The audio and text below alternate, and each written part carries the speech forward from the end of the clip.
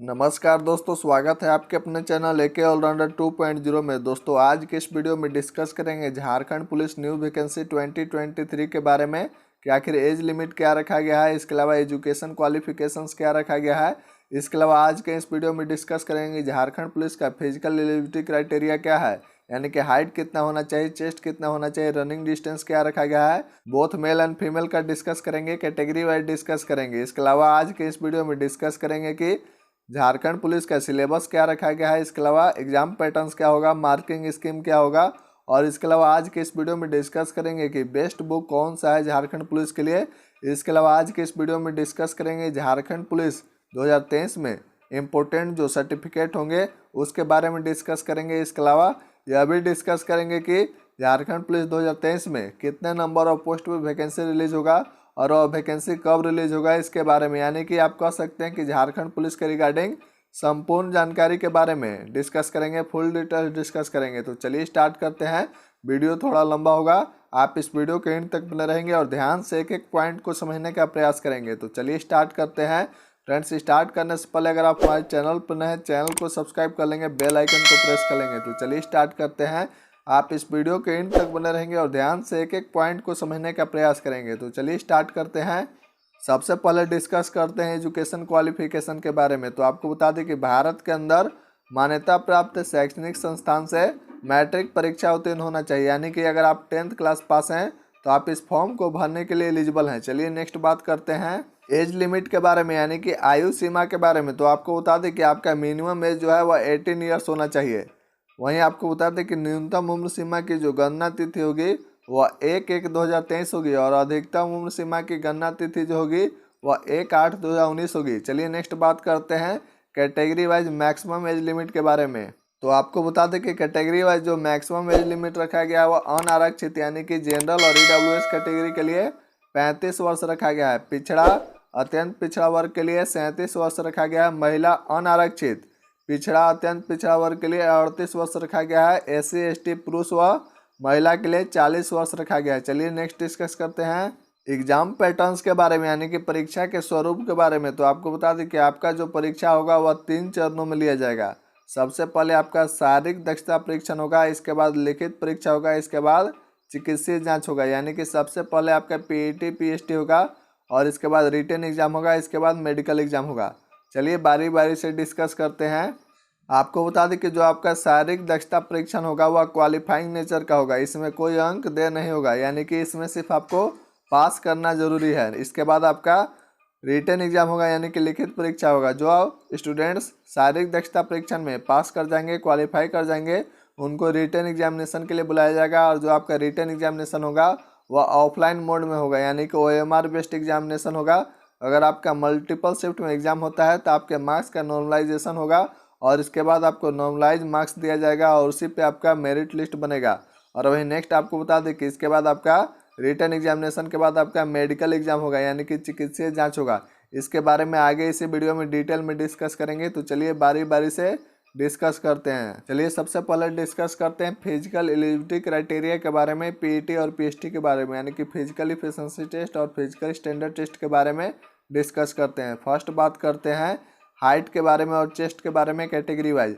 आपको बता दें कि अनारक्षित एवं आर्थिक रूप से कमजोर वर्ग के लिए जो हाइट रखा गया है मिनिमम हाइट 160 सेंटीमीटर होना चाहिए। वहीं आपको बता दें कि चेस्ट जो रखा गया है मिनिमम वह 81 सेंटीमीटर होना चाहिए। नेक्स्ट बात करते हैं, नेक्स्ट है अनुसूचित जनजाति एवं अनुसूचित जाति। आपको बता दें कि इसका मिनिमम हाइट जो रखा गया है वह 155 सेंटीमीटर रखा गया है और चेस्ट की अगर बात करें तो मिनिमम 79 सेंटीमीटर रखा गया है। नेक्स्ट बात करते हैं, नेक्स्ट है अत्यंत पिछड़ा वर्ग यानी कि अनुसूची 1 एवं पिछड़ा वर्ग अनुसूची 2 के लिए जो हाइट रखा गया है वह मिनिमम रखा गया है 160 सेंटीमीटर और वहीं चेस्ट की अगर बात करें तो मिनिमम 81 सेंटीमीटर होना चाहिए। चलिए नेक्स्ट बात करते हैं फीमेल के लिए, यानी कि महिला के लिए। आपको बता दें कि इनका जो हाइट रखा गया है वह मिनिमम 148 सेंटीमीटर रखा गया है, यानी कि मिनिमम जो ऊंचाई रखा गया है वह 148 सेंटीमीटर रखा गया है। वहीं आपको बता दें कि इनके चेस्ट का मेजरमेंट नहीं किया जाएगा। और वहीं मोस्ट इंपॉर्टेंट पॉइंट आपको बता दें कि जो यह आपका चेस्ट रखा गया है, मिनिमम चेस्ट जो रखा गया है, इसमें आपका +5 सेंटीमीटर चेस्ट जो है वह एक्सपेंड भी होना चाहिए, यानी कि फूलना भी चाहिए। जैसे मान के चलिए कि कोई जनरल कैटेगरी का है, कैंडिडेट्स है, स्टूडेंट्स है, उसका मिनिमम चेस्ट जो है वो 81 सेंटीमीटर हो रहा है, तो उसका +5 सेंटीमीटर एक्सपेंड होने के बाद यानी कि 86 सेंटीमीटर होना चाहिए फूलने के बाद। इस बात का विशेष ध्यान देंगे कि +5 सेंटीमीटर चेस्ट जो है वह एक्सपेंड भी होना चाहिए। चलिए नेक्स्ट बात करते हैं रनिंग डिस्टेंस के बारे में। तो आपको बता दें कि पुरुषों के लिए 10 किलोमीटर का रनिंग डिस्टेंस 60 मिनट में कवर करना होगा, यानी कि पुरुषों को, मेल कैंडिडेट्स को 10 किलोमीटर का रनिंग डिस्टेंस 60 मिनट में कवर करना होगा। चलिए नेक्स्ट बात करते हैं। और वही नेक्स्ट आपको बता दें कि महिलाओं के लिए 5 किलोमीटर का रनिंग डिस्टेंस 40 मिनट में कवर करना होगा। चलिए नेक्स्ट डिस्कस करते हैं रिटन एग्जामिनेशन के बारे में, यानी कि लिखित परीक्षा के बारे में। तो आपको बता दें कि लिखित परीक्षा में टोटल आपके 3 पेपर होंगे। प्रत्येक पेपर की परीक्षा की अवधि जो होगी वह 2 घंटे की होगी। और वहीं आपको बता दें कि तीनों ही पेपर के प्रत्येक प्रश्न के लिए 3 अंक होंगे। सही उत्तर के लिए 3 अंक प्रदान किए जाएंगे और प्रत्येक गलत उत्तर के लिए 1 अंक की कटौती की जाएगी, यानी कि निगेटिव मार्किंग भी होगा। आप इस बात का विशेष ध्यान देंगे। वहीं आपको बता दें कि आपका तीनों पेपर में जो क्वेश्चंस पेपर होगा वह एमसीक्यू होगा, मल्टीपल चॉइस क्वेश्चंस होंगे। तो चलिए बारी बारी से तीनों पेपर के बारे में डिस्कस करते हैं। फर्स्ट बात करते हैं पेपर 1 के बारे में। तो आपको बता दें कि पेपर 1 जो है वह विषय होगा भाषा ज्ञान का, जिसमें हिंदी भाषा ज्ञान से 80 प्रश्न पूछे जाएंगे। नेक्स्ट बात करते हैं नेक्स्ट अंग्रेजी भाषा ज्ञान, यहाँ से 40 प्रश्न पूछे जाएंगे। टोटल 120 प्रश्न पूछे जाएंगे आपसे पेपर 1 में। वहीं आपको बता दें कि इस परीक्षा में उत्तीर्ण होने के लिए आपको 30% न्यूनतम क्वालिफाइंग मार्क्स लाना होगा। पेपर 1 में 30% मार्क्स आपको पेपर 1 में लाना होगा। पेपर 1 जो है वो आपका क्वालिफाइंग नेचर का है, इसमें सिर्फ आपको पास करना है, इसका मार्क्स जो है वो मेरिट लिस्ट में ऐड नहीं किया जाएगा। चलिए नेक्स्ट बात करते हैं मोस्ट इंपोर्टेंट पॉइंट की। आपको बता दें कि अगर आप पेपर 1 में 30% से कम अंक प्राप्त करते हैं तो ऐसे स्थिति में आपको असफल या अयोग्य माना जाएगा और प्राप्त अंक मेधा निर्धारण के लिए नहीं जोड़ा जाएगा। यानी कि पेपर 1 में अगर आप 30% से कम मार्क्स लाते हैं तो आपका पेपर 2 और पेपर 3 का कॉपी चेक नहीं होगा, आपको ऐसे ही रिजेक्ट कर दिया जाएगा, असफल अयोग्य घोषित किया जाएगा। चलिए नेक्स्ट बात करते हैं पेपर 2 के बारे में। तो आपको बता दें कि पेपर 2 जो होगा वह क्षेत्रीय जनजातीय भाषा ज्ञान का होगा, जिसमें हिंदी, अंग्रेजी, संस्कृत, उर्दू, संथाली, बंगला, मुंडारी यानी कि मुंडा, हो, खड़िया, कुड़ुख यानी कि उरांव, कुरमाली, खोटा, नागपुरी, पंचपरगनिया, उड़िया में से किसी एक भाषा की परीक्षा विकल्प के आधार पर अभ्यर्थी दे सकेंगे। वहीं आपको बता दें कि इस परीक्षा में संबंधित भाषा के 100 एमसीक्यू क्वेश्चंस देखने को मिलेगा। आपको बता दें कि इन सभी लैंग्वेज में से किसी आपको एक लैंग्वेज को सिलेक्ट करना है। आप जिस लैंग्वेज को सिलेक्ट करेंगे उसी से 100 एमसीक्यू क्वेश्चंस पूछे जाएंगे। टोटल टाइम ड्यूरेशन आपको 2 आवर का दिया जाएगा। वहीं आपको बता दें कि एक क्वेश्चन अगर करेक्ट होगा तो 3 मार्क्स मिलेगा, एक क्वेश्चन इनकरेक्ट होगा तो आपका 1 मार्क्स डिडक्ट कर लिया जाएगा, यानी कि काट लिया जाएगा।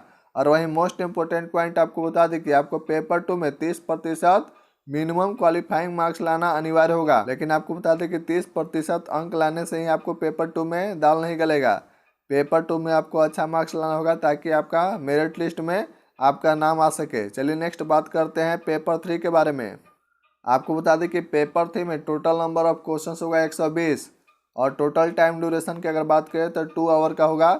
इसमें समान अध्ययन से 40 प्रश्न पूछे जाएंगे, झारखंड राज्य से संबंधित ज्ञान से 50 प्रश्न पूछे जाएंगे, सामान्य विज्ञान से 20 प्रश्न पूछे जाएंगे, सामान्य गणित से 10 प्रश्न पूछे जाएंगे। यानी कि टोटल अगर क्वेश्चंस की अगर बात करें पेपर 3 में तो 120 होगा और प्रत्येक क्वेश्चन 3 मार्क्स का होगा। एक क्वेश्चन रॉन्ग होगा 1 मार्क्स आपका डिडक्ट कर लिया जाएगा, काट लिया जाएगा। वहीं मोस्ट इंपोर्टेंट पॉइंट आपको बता दें कि पेपर 3 में आपको 30% मिनिमम क्वालिफाइंग मार्क्स लाना अनिवार्य होगा। अगर 30% से अगर आप कम मार्क्स लाते हैं पेपर 3 में तो आप असफल अयोग्य घोषित कर दिए जाएंगे। चलिए नेक्स्ट डिस्कस करते हैं मोस्ट इंपोर्टेंट पॉइंट की। आपको बता दें कि पेपर 1 यानी कि भाषा ज्ञान की परीक्षा में आपको मिनिमम 30% क्वालिफाइंग मार्क्स लाना अनिवार्य होगा। 30% से अगर कम मार्क्स आप लाएंगे तो आपको असफल या अयोग्य घोषित कर दिया जाएगा। और पेपर 1 में 30% से अगर कम मार्क्स लाएंगे तो पेपर 2 और पेपर 3 का कॉपी जो है वो आपका चेक नहीं होगा। वहीं नेक्स्ट आपको बता दें कि पेपर 2 जो क्षेत्रीय जनजातीय भाषा ज्ञान का जो पेपर है और पेपर 3 सामान्य ज्ञान का जो पेपर है उसमें आपको 30% मिनिमम क्वालिफाइंग मार्क्स लाना अनिवार्य है।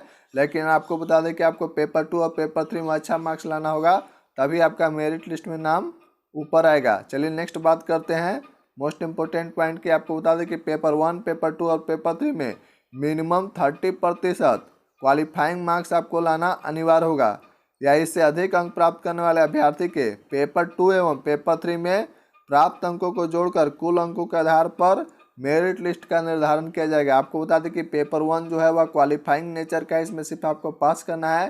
पेपर 2 और पेपर 3 से आपका मेरिट बनेगा, इसलिए आपको पेपर 2 और पेपर 3 में अच्छा मार्क्स लाना होगा। चलिए नेक्स्ट बात करते हैं मोस्ट इंपॉर्टेंट पॉइंट की। आपको बता दें कि प्रत्येक पत्र की परीक्षा की अवधि जो होगा वह 2-2 घंटे का होगा। पेपर 1 के लिए 2 घंटे, पेपर 2 के लिए 2 घंटे और पेपर 3 के लिए आपको सेपरेट अलग से 2 घंटे दिया जाएगा। चलिए नेक्स्ट बात करते हैं कि आखिर आपको पेपर 1 में जो भाषा ज्ञान है उसमें हिंदी भाषा ज्ञान से क्या पूछा जाएगा। तो आपको बता दें कि हिंदी अनुच्छेद पर आधारित 20 प्रश्न रहेंगे और हिंदी व्याकरण पर आधारित 60 प्रश्न रहेंगे। वहीं आपको बता दें कि इस विषय में हिंदी अपठित अनुच्छेद यानी अनसीन पैसेज तथा हिंदी ग्रामर पर आधारित प्रश्न रहेंगे। नेक्स्ट बात करते हैं अंग्रेजी भाषा ज्ञान की। तो आपको बता दें कि इसमें अंग्रेजी अनुच्छेद पर आधारित 20 प्रश्न रहेंगे और अंग्रेजी ग्रामर पर आधारित 20 प्रश्न रहेंगे। और वहीं मोस्ट इंपोर्टेंट पॉइंट आपको बता दें कि इस विषय में अंग्रेजी अपठित अनुच्छेद यानी अनसीन पैसेज तथा इंग्लिश ग्रामर पर आधारित प्रश्न रहेंगे। वहीं आपको बता दें कि हिंदी और इंग्लिश दोनों को जोड़कर आपको मिनिमम 30% अंक प्राप्त करना अनिवार्य है पेपर 1 में। और वहीं नेक्स्ट आपको बता दें कि नेक्स्ट आपका पेपर 2 जो है वह क्षेत्रीय जनजातीय भाषा ज्ञान का पेपर होगा। इसमें आपको एक लैंग्वेज को सिलेक्ट करना है, जिस लैंग्वेज को आप ऑप्ट करेंगे सिलेक्ट करेंगे उसी से 100 क्वेश्चंस पूछा जाएगा। इसके बारे में नेक्स्ट वीडियो में सेपरेट अलग से वीडियो आपको प्रोवाइड किया जाएगा, क्योंकि वीडियो यह बहुत बड़ा हो जाएगा। चलिए नेक्स्ट बात करते हैं पेपर 3 के बारे में जो सामान्य ज्ञान है। आपको बता दें कि सामान्य अध्ययन में क्या क्या पढ़ना है इसके बारे में सिलेबस में दिया हुआ है। आपको बता दें कि इसमें प्रश्नों का उद्देश्य अभ्यर्थी के आसपास के वातावरण की सामान्य जानकारी तथा समाज में उनके अनुप्रयोगों के संबंध में उसकी योग्यता की जांच होगा। वर्तमान घटनाओं और दिन प्रतिदिन की घटनाओं के सूक्ष्म अवलोकन तथा उनके प्रति वैज्ञानिक दृष्टिकोण जैसे मामलों की जानकारी जैसा कि किसी भी शिक्षित व्यक्ति से अपेक्षा की जाती है। इसमें भारत देश एवं झारखंड राज्य के संबंध में विशेष रूप से यथासंभव प्रश्न पूछे जा सकते हैं। वहीं आपको बता दें कि समसामयिक विषय यानी कि राष्ट्रीय व राज्य स्तरीय पुरस्कार, भारतीय भाषाएं, पुस्तक, लिपि, राजधानी, मुद्रा, खेल, खिलाड़ी, महत्वपूर्ण घटनाएं और भारत का इतिहास, संस्कृति, भूगोल, पर्यावरण, स्वतंत्रता आंदोलन, भारत की कृषि तथा प्राकृतिक संसाधनों की प्रमुख विशेषताएं एवं भारत का संविधान एवं राज्य व्यवस्था, पंचायती राज, सामुदायिक विकास, झारखंड राज्य की समान जानकारी से रिलेटेड क्वेश्चंस पूछे जाएंगे। चलिए नेक्स्ट बात करते हैं। नेक्स्ट है झारखंड राज्य से संबंधित ज्ञान। आपको बता दें कि इसमें झारखंड राज्य के भूगोल, इतिहास, सभ्यता, संस्कृति, भाषा, साहित्य, स्थान, खान खनिज, उद्योग, राष्ट्रीय आंदोलन में झारखंड का योगदान, विकास योजनाएं, खेल खिलाड़ी इत्यादि से क्वेश्चंस पूछे जाएंगे। नेक्स्ट बात करते हैं। नेक्स्ट है सामान्य विज्ञान। आपको बता दें कि सामान्य विज्ञान के प्रश्न में दिन प्रतिदिन के अवलोकन एवं अनुभव पर आधारित विज्ञान की समान समझ एवं परिबोध से संबंधित विषय रहेंगे, जैसा कि एक सुशिक्षित व्यक्ति से जिसने किसी विज्ञान विषय का विशेष अध्ययन नहीं किया हो अपेक्षित है, यानी कि जनरल साइंस से आपको क्वेश्चंस पूछे जाएंगे। चलिए नेक्स्ट बात करते हैं सामान्य गणित के बारे में। तो आपको बता दें कि इस विषय में सामान्यतः अंक गणित से संबंधित प्रश्न रहेंगे, जो सामान्यतः मैट्रिक यानी कि 10वीं कक्षा स्तर के प्रश्न रहेंगे, यानी कि 10th लेवल के क्वेश्चंस होगा मैथ में। चलिए नेक्स्ट बात करते हैं बेस्ट बुक के बारे में। तो आपको बता दें कि बेस्ट बुक में सबसे पहले बात करते हैं पेपर 1 के बारे में। तो आपको बता दें कि पेपर 1 में जो आपका सामान्य हिंदी है उसके लिए लूसेंट का आप बुक ले लेंगे हिंदी का। लूसेंट आप देख सकते हैं प्रतियोगी परीक्षाओं के लिए सामान्य हिंदी का बुक आता है, इस बुक को आप खरीद लेंगे। चलिए नेक्स्ट बात करते हैं इंग्लिश के लिए। तो आपको बता दें कि इंग्लिश के लिए अरिहंत पब्लिकेशन का आप बुक ले लेंगे, English grammar and composition, very useful for all competitive examination. आपको बता दें कि ये बुक आप ले लेंगे, एस.सी. गुप्ता के द्वारा लिखा गया है। चलिए नेक्स्ट बात करते हैं पेपर 3 के बारे में। आपको बता दें कि पेपर 2 में आप जिस लैंग्वेज को ऑप्ट करेंगे उसी लैंग्वेज का बुक आपको खरीदना है, इसलिए पेपर 2 के बारे में नहीं डिस्कस करेंगे, पेपर 3 के बारे में डिस्कस करेंगे। बता दें कि आपको पेपर 3 में सामान्य ज्ञान का बुक लेना है, जो लूसेंट पब्लिकेशन का होगा। ध्यान रखेंगे जो भी आप बुक खरीदेंगे वह लेटेस्ट होना चाहिए, लेटेस्ट एडिशन होना चाहिए, न्यू एडिशन होना चाहिए। चलिए नेक्स्ट बात करते हैं। नेक्स्ट आपको बता दें कि लूसेंट का ही आप सामान्य विज्ञान का बुक ले लेंगे। चलिए नेक्स्ट बात करते हैं। नेक्स्ट आपको बता दें कि मैथ्स के लिए आप क्वांटिटेटिव एप्टीट्यूड ले लेंगे एस चंद पब्लिकेशन का, डॉक्टर आर.एस. अग्रवाल का। आपको बता दें कि यह हिंदी इंग्लिश दोनों में आपको मिल जाएगा। जिस लैंग्वेज में आप प्रीफर करेंगे उस लैंग्वेज में आप इस बुक को खरीद सकते हैं। जिस लैंग्वेज में आपको पढ़ना होगा उस लैंग्वेज का बुक आप खरीद लेंगे, हिंदी और इंग्लिश दोनों लैंग्वेज में वो अवेलेबल है। इसके अलावा झारखंड जीके के लिए आप झारखंड सार संग्रह खरीद लेंगे, उड़ान पब्लिकेशन का यह बुक है और यह जेपीएससी और जेएसएससी की सभी परीक्षाओं के लिए अनिवार्य पुस्तक है, यानी कि यह इंपॉर्टेंट बुक है, इस बुक को आप अवश्य खरीद लेंगे झारखंड जीके के लिए। चलिए नेक्स्ट डिस्कस करते हैं मिनिमम क्वालिफाइंग मार्क्स के बारे में, कैटेगरी वाइज डिस्कस करेंगे। तो आपको बता दें कि अनारक्षित के लिए 40% रखा गया है, अनुसूचित जाति अनुसूचित जनजाति और महिला के लिए 32% रखा गया है, अत्यंत पिछड़ा वर्ग यानी कि अनुसूची 1 के लिए 34% रखा गया है, पिछड़ा वर्ग यानी कि अनुसूची 2 के लिए 36.5% रखा गया है, आदिम जनजाति के लिए 30% रखा गया है। वहीं आपको बता दें कि आर्थिक रूप से कमजोर वर्ग यानी कि EWS कैटेगरी के लिए 40% रखा गया है मिनिमम क्वालिफाइंग मार्क्स।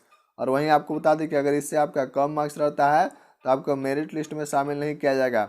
और वहीं मोस्ट इंपॉर्टेंट पॉइंट आपको बता दें कि पेपर 1 जो है वो आपका क्वालिफाइंग नेचर का, इसमें सिर्फ आपको पास करना है, और पेपर 2 और पेपर 3 से आपका मेरिट लिस्ट डिसाइड होगा।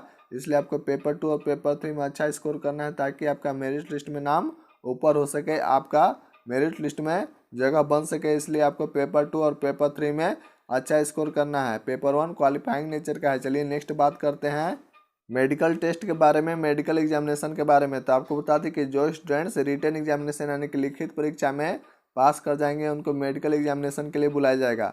और वहीं आपको बता दें कि लिखित परीक्षा में उत्तीर्ण अभ्यर्थियों का चिकित्सीय जांच जिला के सैनिक शल्य चिकित्सक सह मुख्य चिकित्सा पदाधिकारी की अध्यक्षता अथवा उनके द्वारा गठित चिकित्सीय पार्षद द्वारा किया जाएगा। आपको बता दें कि उक्त परीक्षा में सफल होना आवश्यक है, अन्यथा चयन हेतु मेगा सूची में शामिल नहीं किया जाएगा। यानी कि आपको मेडिकल एग्जामिनेशन में पास होना आवश्यक है, जरूरी है, कंपलसरी है, नहीं तो आपको मेरिट लिस्ट में शामिल नहीं किया जाएगा। वहीं आपको बता दें कि अभ्यर्थियों का शारीरिक बनावट में मुड़ा घुटना, धनु पैर, समतल पैर, सफेद सिरा, उंगलियों का उचित ढंग से नहीं घूमना, दृष्टि दोष, कलर ब्लाइंडनेस, नाइट ब्लाइंडनेस यानी कि रतौंधी, हियरिंग स्टेमरिंग, वेरिकोलिज, हाइड्रोसेल पाइल्स और एनी कम्युनिकेबल फिजिकल और मेंटल डिजीज आदि की चिकित्सीय परीक्षण की जाएगी। चलिए नेक्स्ट बात करते हैं।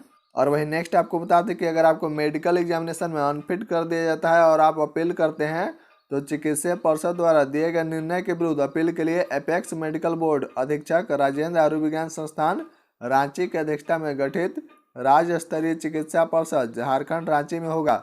यानी कि अगर आप अपील करते हैं, आपको मेडिकल एग्जामिनेशन में रिजेक्ट कर दिया जाता है, तो आप अगर अपील करते हैं तो आपको अपेक्स मेडिकल बोर्ड अधीक्षक राजेंद्र आयुर्विज्ञान संस्थान रांची की अध्यक्षता में गठित राज्य स्तरीय चिकित्सा पार्षद झारखंड रांची में आपका फिर से री मेडिकल होगा, मेडिकल एग्जामिनेशन होगा, फिर से रांची में होगा। चलिए नेक्स्ट बात करते हैं मोस्ट इंपोर्टेंट पॉइंट की, यानी कि सर्टिफिकेट के बारे में। सबसे पहले बात करते हैं रेसिडेंशियल सर्टिफिकेट के बारे में, यानी कि स्थानीय निवासी प्रमाण पत्र के बारे में। तो आपको बता दें कि आरक्षण का दावा करने वाले सभी वर्ग के अभ्यर्थियों को कार्मिक प्रशासनिक सुधार तथा राजभाषा विभाग के पत्रांक 4650 दिनांक 2/6/2016 द्वारा निर्धारित प्रपत्र में अनुमंडल पदाधिकारी यानी कि SDO के लेवल से दिनांक 2/6/2016 तथा इसके पश्चात निर्गत स्थानीय निवासी प्रमाण पत्र मान्य होगा, जिसका मानक प्रपत्र परिशिष्ट 8 पर आधारित है। आगे इसी वीडियो में डिस्कस करेंगे कि परिशिष्ट 8 कैसा दिखता है इसके बारे में, यानी कि फॉर्मेट क्या है इसके बारे में। आपको बता दें कि अगर आपका रेसिडेंशियल सर्टिफिकेट SDO लेवल से बना है 2/6/2016 तथा इसके पश्चात, तो यह मान्य होगा। चलिए नेक्स्ट बात करते हैं। अथवा आपको बता दें कि कार्मिक प्रशासनिक सुधार तथा राजभाषा विभाग के पत्रांक 5752 दिनांक 19/7/2019 द्वारा निर्धारित प्रपत्र में दिनांक 19/7/2019 को अथवा उसके पश्चात अंचलाधिकारी यानी कि CO के स्तर से निर्गत स्थानीय निवास प्रमाण पत्र मान्य होगा, जिसका मानक प्रपत्र परिशिष्ट 9 पर आधारित है। आपको बता दें कि अगर आपका रेसिडेंशियल सर्टिफिकेट CO लेवल से बना है 19/7/2019 को अथवा उसके बाद, तो आपका रेसिडेंशियल सर्टिफिकेट जो है वह मान्य होगा, वैलिड होगा। और वही मोस्ट इंपोर्टेंट पॉइंट आपको बता दें कि 19/7/2019 के पूर्व अंचलाधिकारी के स्तर से निर्गत स्थानीय निवासी प्रमाण पत्र मान्य नहीं होगा, यानी कि 19/7/2019 से पहले अगर आपका CO लेवल से बना है तो अब वैलिड नहीं होगा। नेक्स्ट बात करते हैं मोस्ट इंपोर्टेंट पॉइंट की। आपको बता दें कि दिनांक 2/6/2016 के पूर्व किसी भी स्तर से निर्गत स्थानीय निवासी प्रमाण पत्र मान्य होगा, यानी कि 2/6/2016 से पहले किसी भी लेवल से अगर आपका रेसिडेंशियल सर्टिफिकेट बना है तो वह वैलिड नहीं होगा। चलिए नेक्स्ट बात करते हैं। नेक्स्ट आपको बता दें कि परिशिष्ट में अंकित प्रपत्र से भिन्न प्रपत्र में निर्गत स्थानीय निवासी प्रमाण पत्र मान्य नहीं होगा। और मोस्ट इंपोर्टेंट पॉइंट आपको बता दें कि मुख्य परीक्षा के उपरांत अल्प सूचीबद्ध अभ्यर्थियों को प्रमाण पत्रों के जांच कार्यक्रम के समय आवेदन पत्र में किए गए दावे के समर्थन में अभ्यर्थियों द्वारा वैध स्थानीय निवासी प्रमाण पत्र समर्पित किया जाना अनिवार्य होगा। यानी कि जो आप अपना एप्लीकेशन फॉर्म में जो रेसिडेंशियल सर्टिफिकेट का जो नंबर फिलअप करेंगे वह आपको वहाँ पे प्रस्तुत करना होगा, प्रेजेंट करना होगा, वहाँ दिखाना होगा। चलिए नेक्स्ट बात करते हैं। पिता या पति के आधार पर निर्गत रेसिडेंशियल सर्टिफिकेट जो है वह मान्य होगा। और आपको बता दें कि पति के आधार पर निर्गत रेसिडेंशियल सर्टिफिकेट और अन्य प्रमाण पत्र में अभ्यर्थी का नाम भिन्न होने पर प्रमाण पत्रों की जांच के दौरान इस संबंध में आपको शपथ पत्र समर्पित करना अनिवार्य होगा। जैसे मान के चलिए कि कोई लड़की है जिसका शादी हो गया और अपना टाइटल चेंज कर दी, तो ऐसे में उसको एक एफिडेविट बनवाना होगा, यानी कि शपथ पत्र बनवाना होगा और उसको प्रस्तुत करना होगा, यानी कि उसको प्रूफ करना होगा। चलिए नेक्स्ट बात करते हैं जाति प्रमाण पत्र के बारे में। तो आपको बता दें कि झारखंड राज्य के अनुसूचित जाति अनुसूचित जनजाति के संदर्भ में जिला और अनुमंडल के उपायुक्त अनुमंडल पदाधिकारी के स्तर से निर्गत जाति प्रमाण पत्र जिसका मानक प्रपत्र परिशिष्ट 1 पर आधारित है वह मान्य होगा। आगे इसी वीडियो में आपको दिखाएंगे कि उसका फॉर्मेट कैसा है। अथवा कार्मिक प्रशासनिक सुधार तथा राजभाषा विभाग के पत्रांक 1754 दिनांक 25/2/2019 द्वारा निर्धारित प्रपत्र में दिनांक 25/2/2019 को अथवा उसके पश्चात अंचलाधिकारी के स्तर से निर्गत जाति प्रमाण पत्र जिसका मानक प्रपत्र परिशिष्ट 2 पर आधारित है।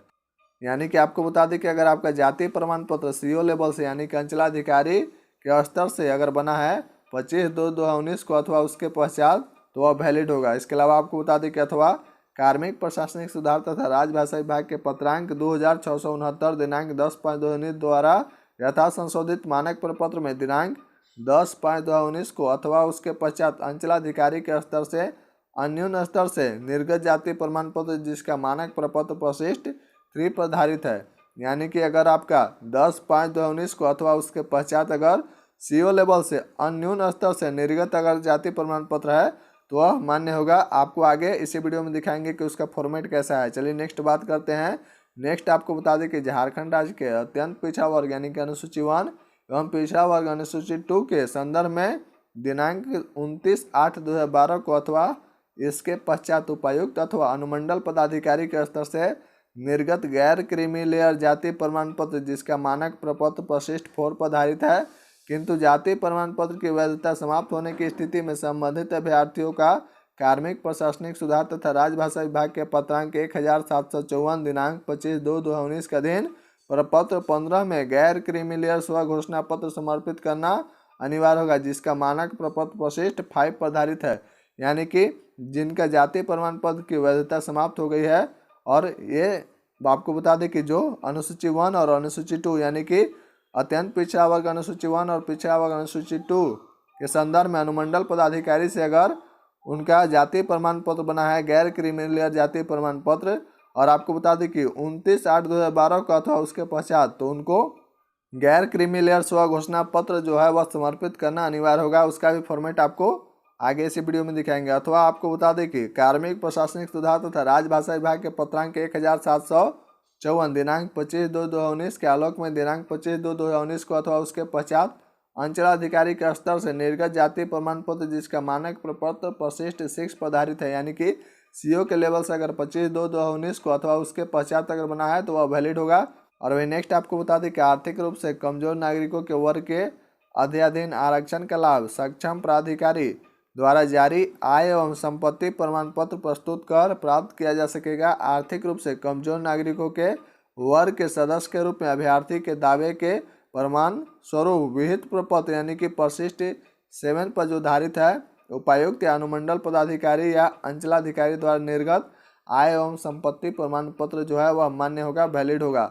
चलिए नेक्स्ट बात करते हैं। नेक्स्ट आपको बता दें कि दिनांक 25/2/2019 के पूर्व अंचलाधिकारी के स्तर से यानी कि सीओ लेवल के स्तर से निर्गत अथवा परिशिष्ट में अंकित प्रपत्र से भिन्न प्रपत्र में अंचलाधिकारी के स्तर से निर्गत जाति प्रमाण पत्र और आय संपत्ति प्रमाण पत्र जो है वह मान्य नहीं होगा। चलिए नेक्स्ट बात करते हैं।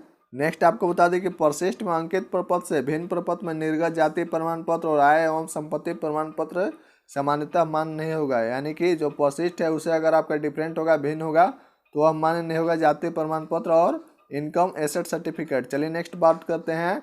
नेक्स्ट आपको बता दें कि मुख्य परीक्षा के उपरांत अल्प सूचीबद्ध अभ्यर्थियों के प्रमाण पत्रों के जांच कार्यक्रम के समय आवेदन पत्र में किए गए दावे के समर्थन में अभ्यर्थियों द्वारा वैध जाति प्रमाण पत्र और आय एवं संपत्ति प्रमाण पत्र समर्पित किया जाना अनिवार्य होगा।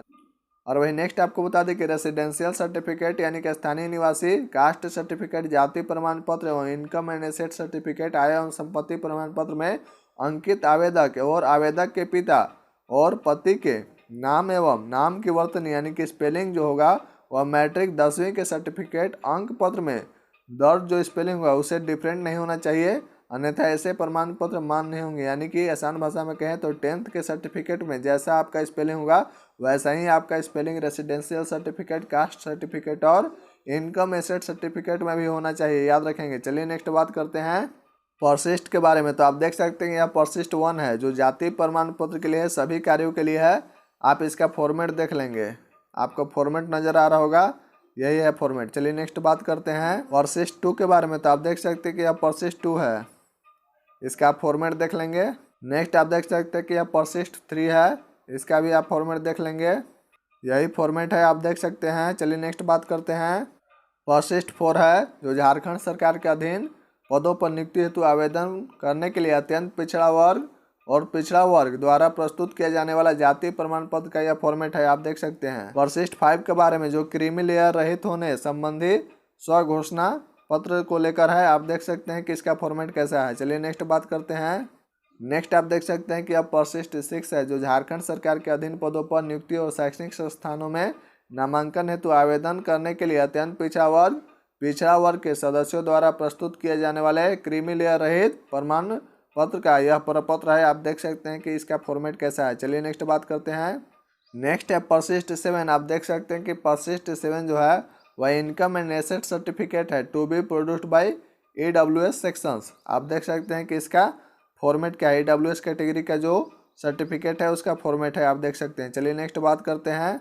नेक्स्ट है परसिस्ट 8। आपको बता दें कि परसिस्ट 8 जो है वह अनुमंडल पदाधिकारी यानी कि SDO के लेवल से 2/6/2016 अथवा इसके पश्चात यानी कि उसके बाद के तिथि में निर्गत झारखंड का स्थानीय निवासी प्रमाण पत्र ही मान्य होगा। यानी कि SDO लेवल से अगर आपका 2/6/2016 अथवा उसके बाद का अगर रिलीज हुआ है, जारी हुआ है, इशू हुआ है SDO लेवल से, तो यह आपका रेसिडेंशियल सर्टिफिकेट स्थानीय प्रमाण पत्र जो है वह मान्य होगा। उसका फॉर्मेट आप देख सकते हैं, यही फॉर्मेट है। चलिए नेक्स्ट बात करते हैं। नेक्स्ट है परसिस्ट 9। आप देख सकते हैं कि जो परसिस्ट 9 है वह CO लेवल से 19/7/2019 अथवा उसके बाद अगर आपका रेसिडेंशियल सर्टिफिकेट बना है तो वैलिड होगा, मान्य होगा। उसका फॉर्मेट आप देख सकते हैं कि कैसा है। चलिए नेक्स्ट डिस्कस करते हैं कि आखिर झारखंड पुलिस का वैकेंसी कब आपको देखने को मिलेगा, किस मंथ में देखने को मिलेगा और कितने नंबर ऑफ पोस्ट पे इसका वैकेंसीज के लिए नोटिफिकेशन रिलीज होगा। तो आपको बता दें कि झारखंड पुलिस का जो आपको नोटिफिकेशन है वह आपको अगस्त मंथ में देखने को मिलेगा। अगस्त मंथ में झारखंड पुलिस का नोटिफिकेशन देखने को मिलेगा। वहीं आपको बता दें कि वर्तमान समय में झारखंड में 15,400 पोस्ट जो है वह खाली है, लेकिन आपको बता दें कि प्लस 13,000 पोस्ट पे यह वैकेंसी निकलने वाला है, यानी कि 13,000 से अधिक पदों पे झारखंड पुलिस के बम्पर भर्ती निकलने वाली है। और आपको बता दें कि इसका नोटिफिकेशन अगस्त मंथ में निकलने की पूरी संभावना है। वहीं आपको बता दें कि जैसे ही कोई ऑफिशियल नोटिफिकेशन, अपडेट, नोटिस कुछ भी आएगा आपको अवश्य इन्फॉर्म कर दिया जाएगा। डिस्क्रिप्शन बॉक्स में नीचे टेलीग्राम चैनल का लिंक दिया हुआ है, लिंक पर क्लिक करके आप टेलीग्राम चैनल से वह जुड़ जाएंगे। तो फ्रेंड्स, हमें उम्मीद है कि आपको समझ में आ गया होगा झारखंड पुलिस न्यू वैकेंसी 2023 के बारे में कि आखिर एज लिमिट क्या रखा गया, एजुकेशन क्वालिफिकेशन क्या होगा, फिजिकल एलिजिबिलिटी क्राइटेरिया क्या रखा गया, हाइट कितना होना चाहिए, चेस्ट कितना होना चाहिए, रनिंग डिस्टेंस क्या रखा गया, बहुत कैटेगरी वाइज डिस्कस कर दिए, मेल एंड फीमेल का डिस्कस कर दिए। इसके अलावा एग्जाम पैटर्न्स क्या है, मार्किंग स्कीम क्या है, सिलेबस क्या है। इसके अलावा आपको बता दें कि मेरिट कैसे बनेगा, मेडिकल एग्जामिनेशन में क्या क्या होगा, इसके बारे में आपको डिटेल में बता दिया गया। इसके अलावा झारखंड पुलिस न्यू वैकेंसी 2023 का नोटिफिकेशन कब रिलीज होगा, किस मंथ में रिलीज होगा और कितने नंबर और पोस्ट पे इसका वैकेंसी रिलीज होगा। इसके अलावा best book for Jharkhand police के लिए बेस्ट बुक कौन सा है, इसके बारे में डिटेल में ऑलरेडी डिस्कस किया जा चुका है। तो फ्रेंड्स, अगर आपके मन में किसी भी प्रकार का कोई कन्फ्यूजन होगा आप नीचे कमेंट बॉक्स में कमेंट करके पूछ सकते हैं। तो चलिए अभी के लिए बस इतना ही, मिलते हैं नेक्स्ट वीडियो में। तब तक के लिए बहुत बहुत धन्यवाद। जय हिंद, जय भारत।